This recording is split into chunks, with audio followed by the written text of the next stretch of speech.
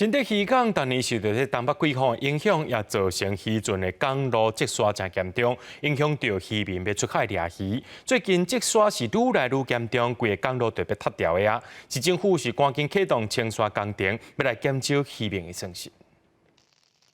原本是要互渔船行的港路，即马沙拢是满满的沙啊！新竹渔港当年因为受到东北风的影响，港路常常拢因为积沙严重。害渔民无法度出海掠鱼。雨沙吼，无法度出去啊，危险，真危险的。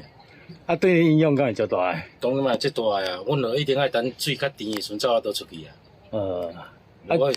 无安怎？像你若去卡着沙，一个叶仔才6000块的。啊嘛，有可能掉在海啊。出港都不能出啊，进来有时候风浪大要进来又进不来啊，一定要在外面等啊。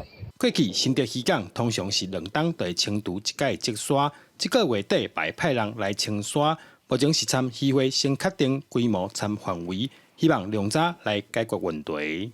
头前溪本身已经带一些沙进来，那加上它凸体效应的影响，所以新竹渔港呢，常年都受到我们很多那个不管是北风吹这个沙进来，或者是说洋流本身把沙带进来我们的渔港，所以才会造成我们渔港就是都会有淤积的现象。这一次会使用的总经费是4000万元，那疏浚的量会是在22万立方左右哦。那我们预计也在5月的中下旬会正式进场开工。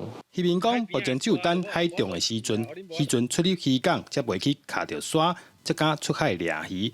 市府表示，上紧会在半年内，按算年底进前完成所有清沙的工程，方便渔船出入。记者刘君和新竹报道。